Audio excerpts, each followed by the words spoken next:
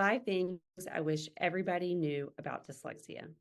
Number 1, I wish everyone knew how smart people with dyslexia are. The difficulties they experience with reading, writing, spelling are not caused by a lack of intelligence. In fact, in order to have dyslexia, you're supposed to have average potential or intelligence, but your achievement is below what would be expected for an unexplained reason. And that is part of the way that we diagnose or determine if someone has dyslexia.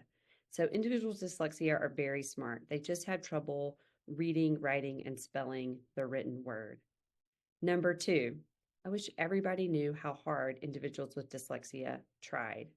They are working harder than every other student in the room, even though it might look on the surface like they're not trying that hard.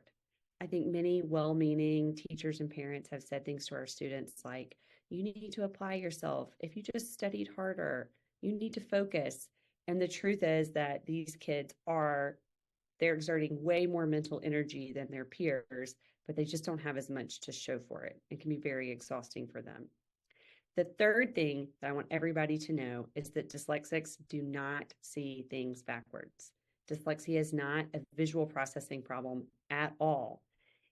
Their difficulty with reading, writing, and spelling arises from a weakness in what's called their phonological processing, or how they process the sounds in language. They can copy a word perfectly, but they can't sound that word out. That shows that visually they're seeing it quite well, but when it comes to figuring out the sounds in that word, that's where they are getting blocked. The fourth thing that I want everyone to know is that dyslexics need more. They need more intensity in their instruction.